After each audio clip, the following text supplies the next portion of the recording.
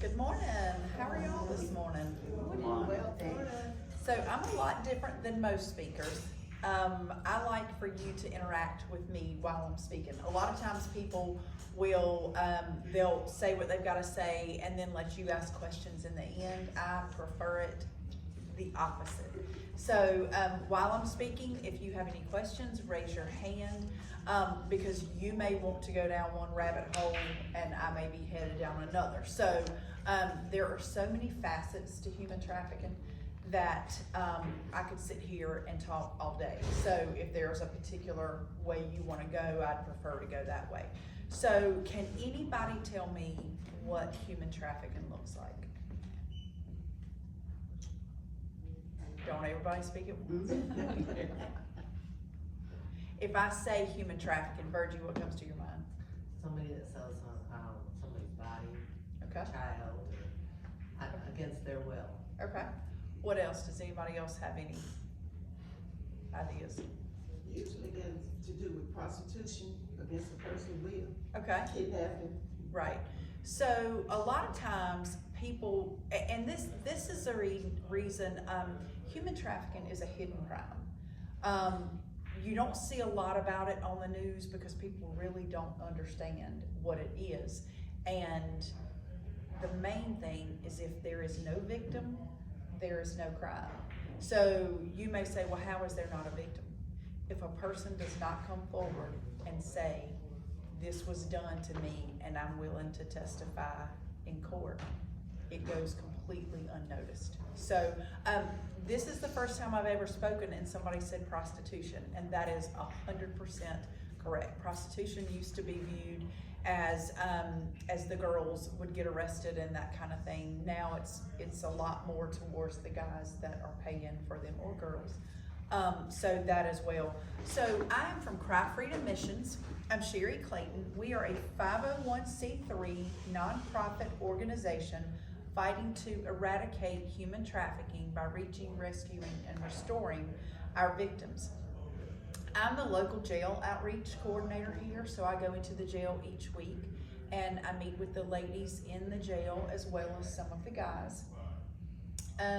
I also do hotel outreach from time to time. I'll go to the Christian Health Center and set up a table there and pass out whether it's toiletries, whether it's blankets in the wintertime or whatever. It's where I go and meet the community, because a person is not going to come up to me, right, and say, I'm being trafficked. That's not gonna happen.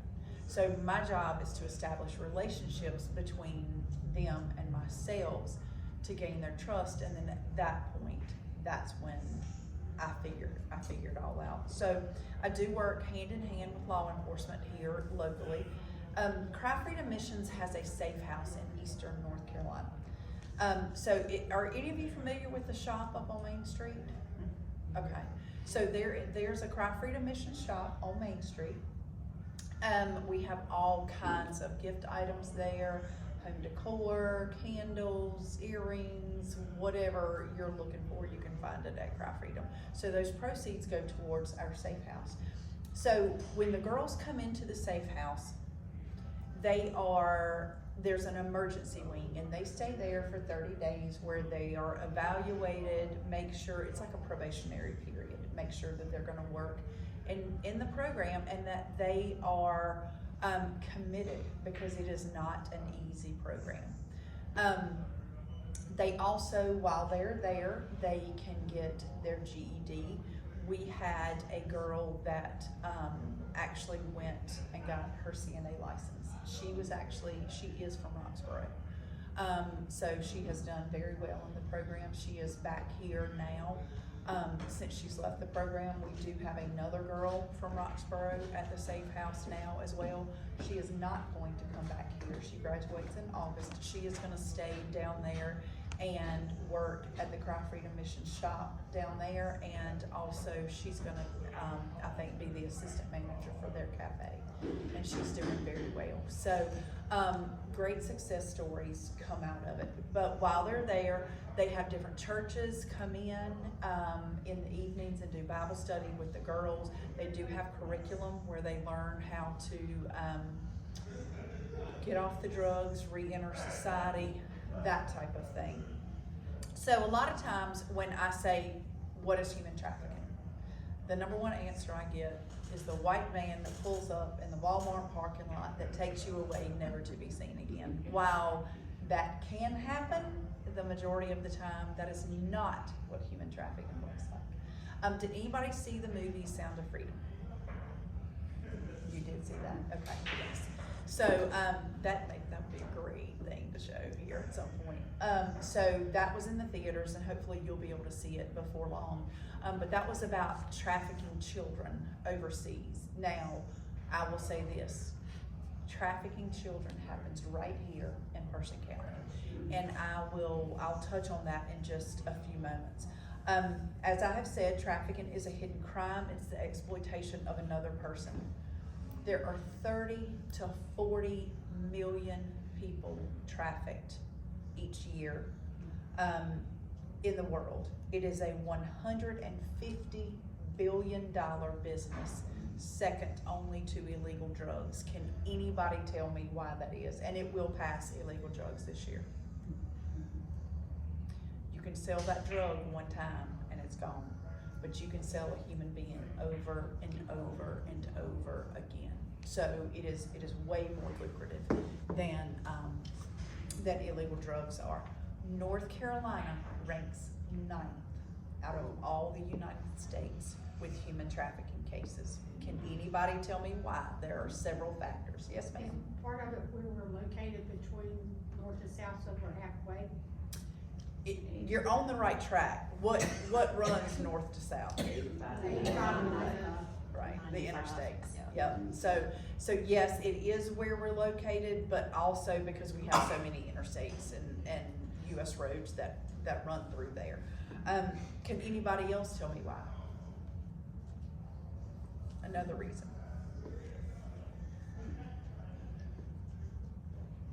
Let me help you out. Our coastal communities. It is very prevalent in our coastal communities as well. Vacation areas. What do we have, let's say, I used to would have said in the summertime that we don't have the rest of the year, but now it's all year round. Migrant workers. A lot of migrants are here illegally, and because they want no parts of the police. So whatever they endure here is still better than where they came from. So they do not report it.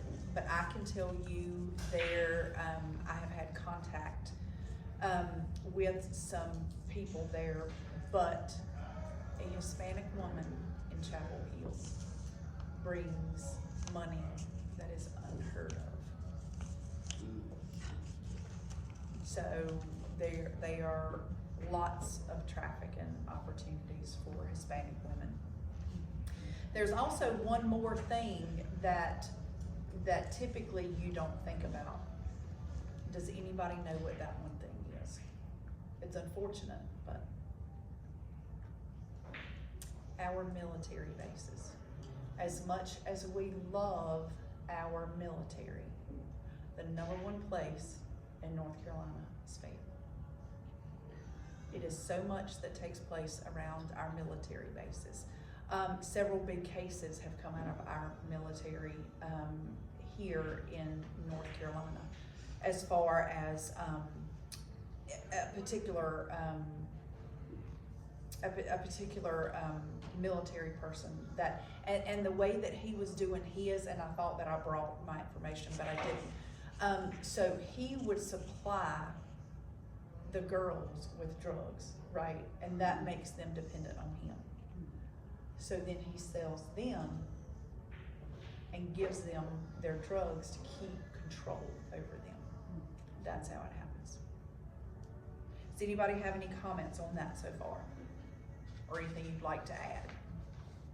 Then they were saying don't pick up, like you see money, don't pick it up, because if you pick it up, it's some kind of substance or something. Right, fentanyl. So fentanyl is very, very prevalent right now. A lot of times you can see it in marijuana, but in a lot of your other drugs, they are laced with fentanyl.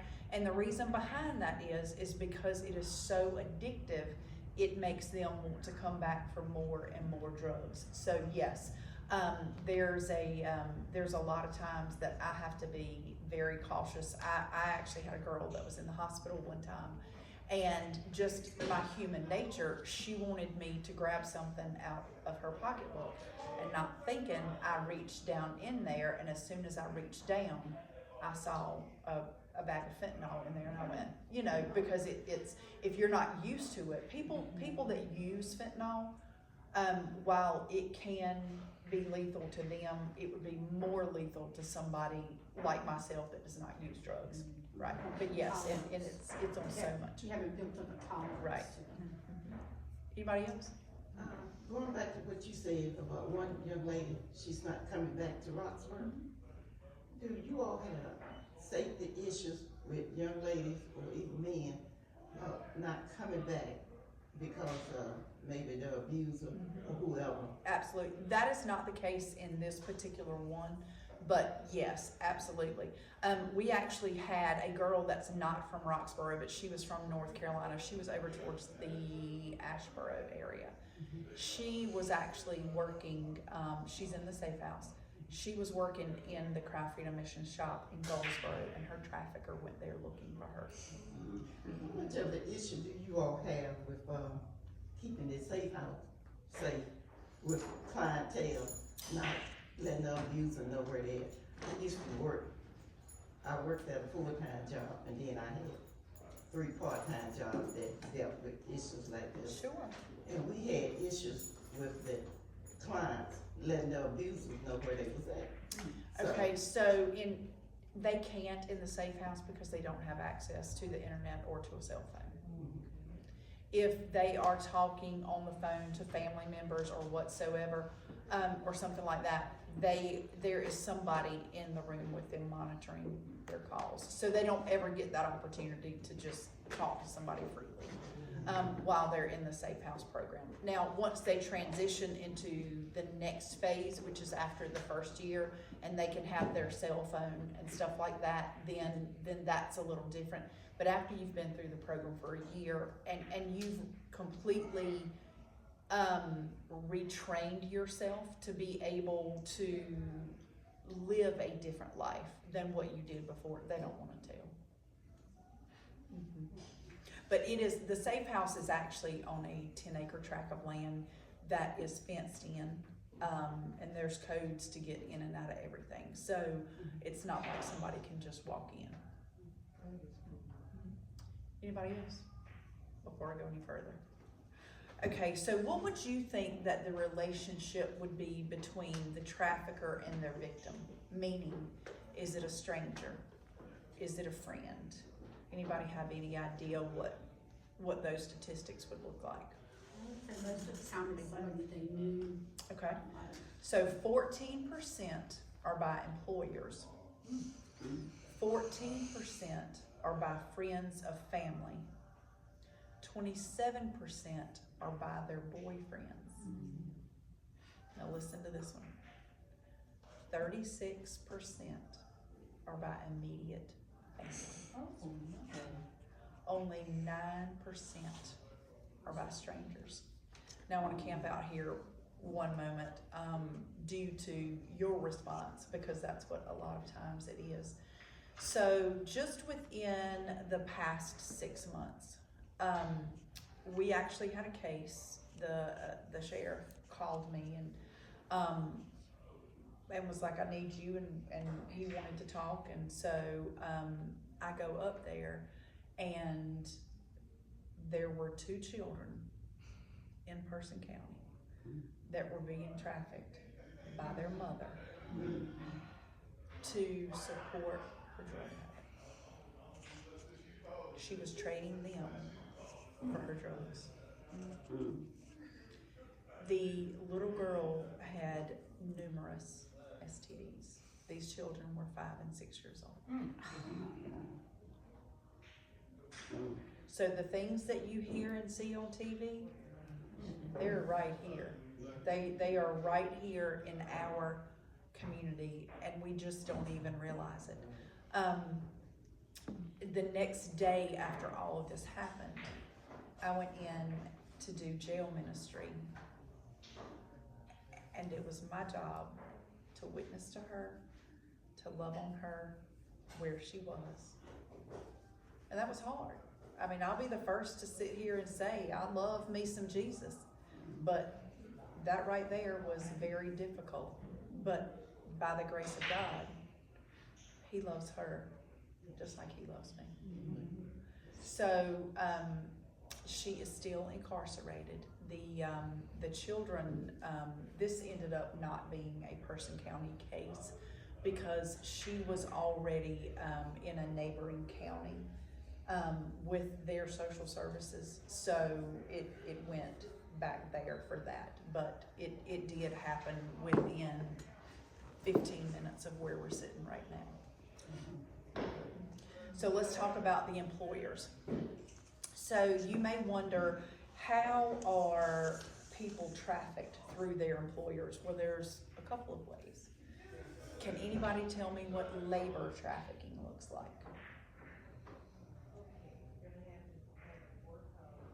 Okay, let's say I've got a guy that works for me part-time. He does some repair work and all for me. When he came across the border several years ago, he was trafficked on a roofing crew. Well, you want to leave Mexico, right? Or wherever. So to get across the border, you come to work. These people are held in horrendous conditions. So whether it's your migrant workers, whether it's people that you see in construction, trafficking, you see victims of trafficking every single day and you don't realize it. It looks like me. It looks like you. It looks like you. It looks like you. You just don't realize it. You see them at Walmart. You see them at the grocery stores. And we just don't, everybody's kind of caught up in their own world, including myself, right? I'm on a mission that I stay so busy when I run in Walmart or the grocery store, let me run in here, get what I've got, and turn around and leave, not realizing the people that are around us. So another example, this happened less than 1 mile from where we are right now. The sheriff's department got a phone call, and a gentleman could not figure out how to get out of a house, okay? So when they got there, he did not speak very good English. He was like locked in a basement, whatever, could not get out. So when they get there and they finally get to him, he runs out. He wants no parts of here, won't talk to anybody. He wants the quickest bus back to New York. So when they get inside the house, this basement is full of rooms that are like miniature jail cells that these people are staying in. So whether it's a nail salon, whether it's an Asian restaurant, any of those types of things. So you might ask, how in the world does that happen? Go to New York, take flyers, you're promising all this kind of money to come here and work. They come here, they don't have to look for anywhere to stay because they're gonna stay with you, right? So when they get here to work, it's not what it was supposed to be. It happened within a mile of where we are right now, less than a mile. But they got on a bus, went back to New York, no victim, no crime. So you never heard anything about it. If people are not willing to come forward, and I usually have an officer with me to tell that story, but so I hope I halfway did it justice. But that's why people, you don't know about it. You just don't know about it. You know, I go to the nail salons to get my nails done, so what's the first thing I do? I ask 5,000 questions while I'm sitting there and they're doing my nails, you know, because you just don't know. It's about forming relationships with people, getting to know them to where they feel comfortable enough to open up, to share their story and all the things, because so many of them don't know any other way. Any questions on that part? And you are absolutely right. You don't know about it, you don't hear about it. And, I'm really glad that, she's actually videoing this, you today, with you telling all of this, and she's gonna put it out there on YouTube. So people that can go out on YouTube can see this, they can hear about it, they can know that this kind of stuff is happening, because if you don't know, you don't know. You don't know exactly. So we need more of you, And doing this kind of stuff, going out, talking about it, saying, like you Amen, just sister. said, being locked in a basement. We need more of you out doing this, and we need more of Tiffany videoing it, putting it out there. You know, it's amazing. I'll never forget the first time that I gave out things at the Christian Help Center. I have a form for them to fill out, so I have their contact information, and this girl walked up, she was in her 20s. And she went to get the things that I had, and I said, do you mind helping me fill out this sheet? I'll ask you the questions if you just answer. And then one of the questions is, have you ever taken part in prostitution? She said, child, have you ever? She said, yes ma'am, I have, but do you know how many prostitutes are in Person County? It's true. But you know, so many people, because you don't see them standing on a street corner, Yeah, you think they're not here. that's right. I mean, so many people would be appalled at the things that I see every day. I saw them same thing, but since we such a small county, a lot of people got their head buried, that they just don't think it happened here. Like the incident you were talking about, the mother with the 5 and 6 year, that happened, I can remember we had a case, that happened back in '91. Where did you work at? I worked at social services, Okay. CPS, and that's been happening before I started it. Yes, ma'am. I mean, It's been around It's a been long around. time. It's just like prostitutes, we got male, we got, you know, that people just think it's only females, but we got young teens, children, and boys. I mean, from young age. You're You exactly know, right right. here in this county, but people, you know, just, we small. That's Durham, bringing in the crime. No, it's here. No, it's here, and it's been here the whole time. Right. Drugs and anything else that. And just let me throw this in right here. If anybody has a church that you would like for me to come and speak at, I speak at a lot of churches, because that way, the more people that are exposed to this that can ask questions, and the more awareness that's brought to it. Because a lot, I mean, and I saw the faces here, when I say you pass them every day, it looks like me and you. And, you know, I can tell the look on your faces going, no way, yes way. Like, I can take anybody in my car with me on any given day, and I can show you numerous prostitutes. I can show you numerous drug dealers that you don't know are a drug dealer. And, you know, that is the way of the control. The drug is used for the control. Anybody else thus far have anything they want to add or any questions? So how many people in here have grandchildren? Okay, so let's talk for a minute about our kids, our grandkids. How many of you in here have Facebook? Okay, okay. So, how many of you having Facebook get friend requests of people you don't know? Right, absolutely. So much happens when you take our grandchildren, because so many of our grandkids now play video games. I was a mean parent because I would not let my children play them. And, you know, I'm sure they thought that I was horrible. But anyway, when the way that it works now is you have the pedophiles, you have the traffickers. You know, I'm sure everybody, if you've got grandkids, has heard of Fortnite. And so when they're playing that game and there is somebody on the other side of that computer, they may think it's a person their age because they may tell them. They don't realize that they are being groomed, because it can happen just that quickly. Just that quickly. And it is so sad. So whether let's say you've got a teenage granddaughter, teenagers, that's a tough time in life, right?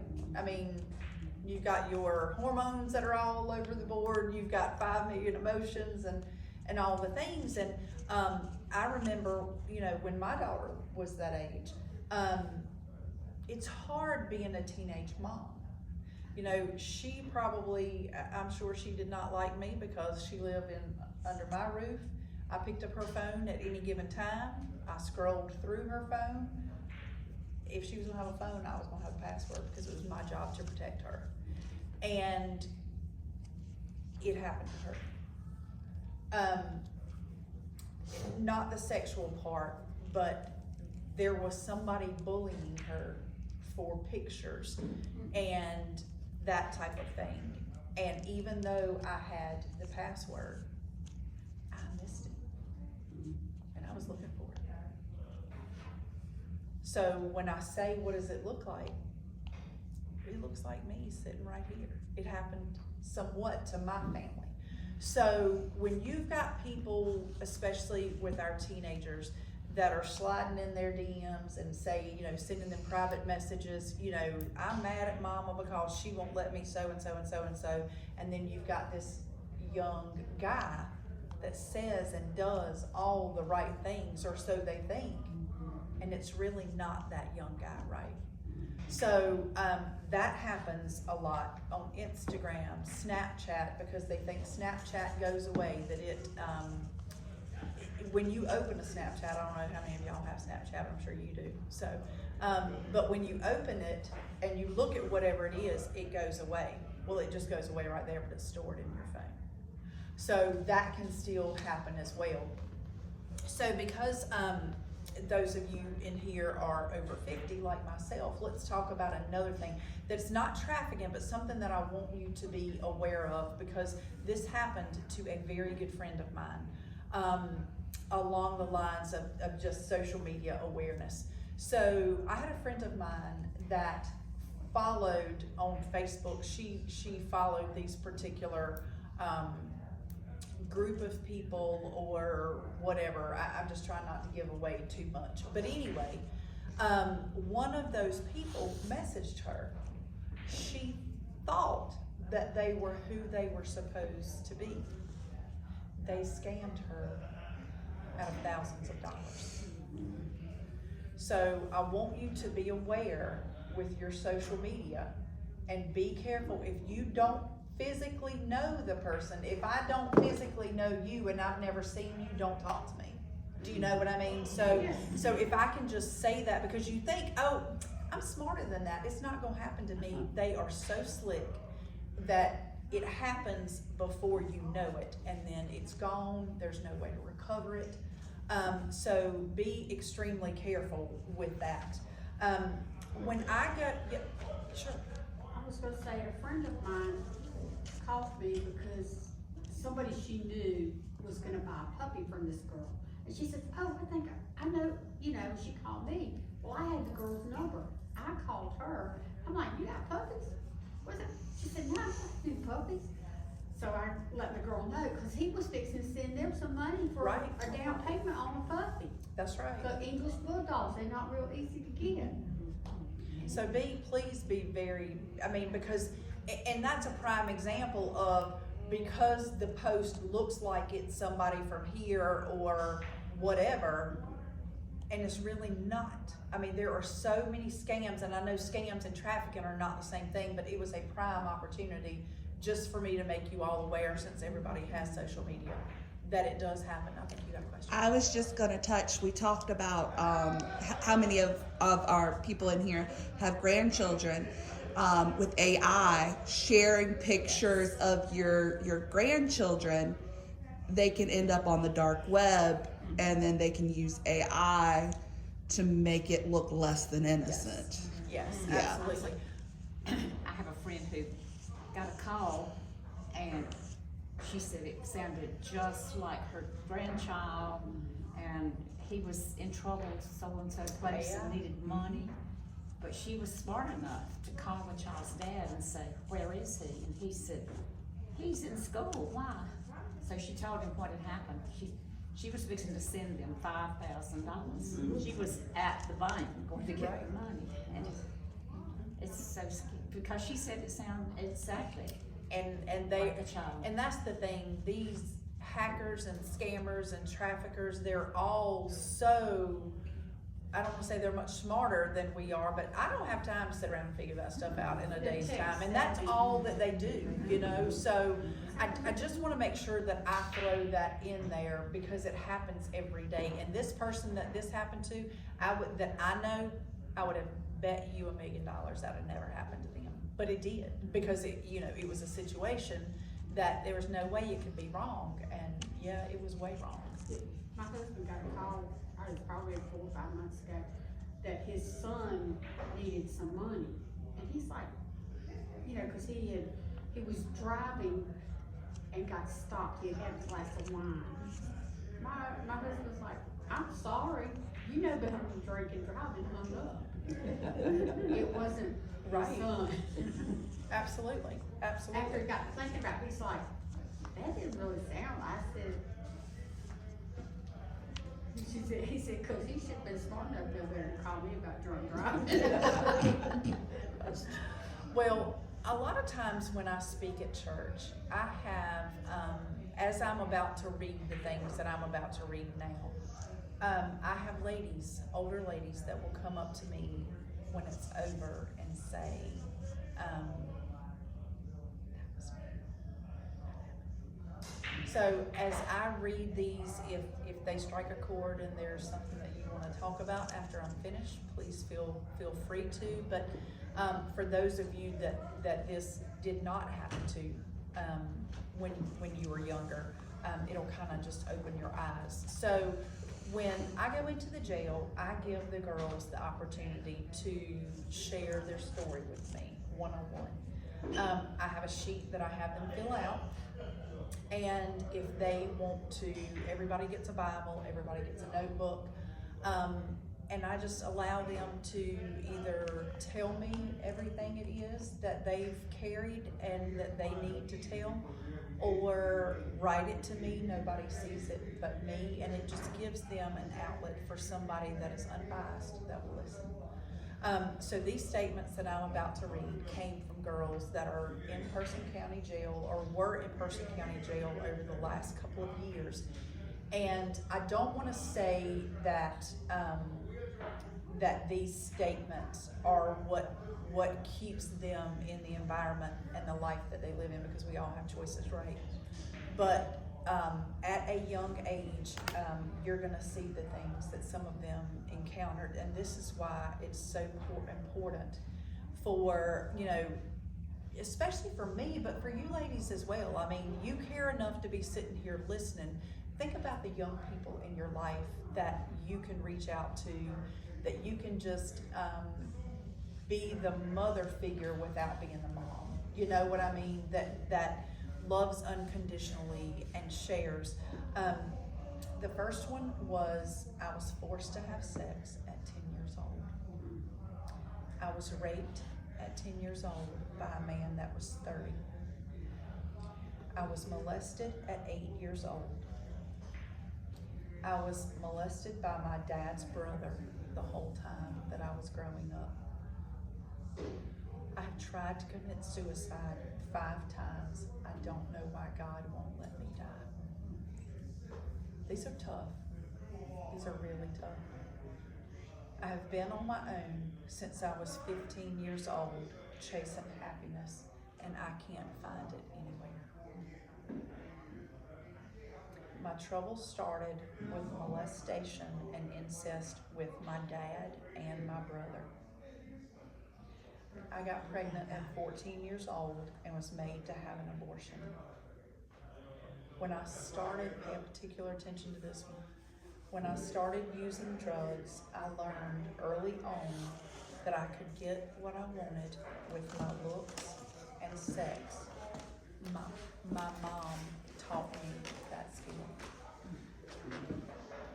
I was raped and sexually assaulted, molested by my babysitter's grandson from the time that I was 7 to 12 years old. At 19, my ex had me stripping in Chapel Hill. He would get paid for people to watch me dance, and he would get paid more for them to simply touch me. So as you think about all those things, there's so much that happens in people's homes that we know nothing about. I don't think that was me. That we know nothing about. So, if you see a child that's withdrawn, or you see a child or a teenager that just looks like they just need somebody to care, whether it's a hug, whether it's a smile, you know, we so teach our kids, don't talk to strangers. Well, then I spend my whole day talking to strangers, you know what I mean? So there's a fine line, and certainly we do not want them to do that, but by all means, we as women, right, can certainly do that, especially to this younger generation that a lot of times now sometimes seems to have no boundaries. And there are homes that drugs are in that you have no idea. And it's so heartbreaking. Does anybody have any questions about that part? So the next part, last year, we carried the girls at the safe house to the beach and spent the day. And going down there that day, we were all riding in a van. And I said, you know what, ladies? I said, I get to be your mouthpiece. I said, and I want to tell your stories. I said, so while we were traveling, I said, I want you to tell me what Cry Freedom Missions means to you. So the next little while, they shared so many statements from when they looked back from where they came from to where they were right then, and I want to share those statements with you now. Cry Freedom Missions is hope. It is restoration, gratitude, hope for a new future, life-saving, the calm in my storm. Cry Freedom Missions has changed my mindset. Cry Freedom Missions has taught me how to live and accept my past, including my trauma. Cry Freedom Missions has been my consistency in my inconsistent life. Cry Freedom Missions has turned my mess into a message. It is the light in my night. Cry Freedom Missions has held my hand and guided me to a world that I never knew. Cry Freedom Missions made me realize no matter how lost I was, God was always there, walking by faith and not sight. Cry Freedom Missions, after one night in the safe house, I believe will give me a solid foundation I need to be my peace, because peace isn't found, it is built from within. Cry Freedom Missions is peace and stability, gave me my family the hope that they could get their daughter and mother back. Cry Freedom gives a second chance at life, showed me God's forgiveness, has helped me refocus, stop complaining, and start reclaiming.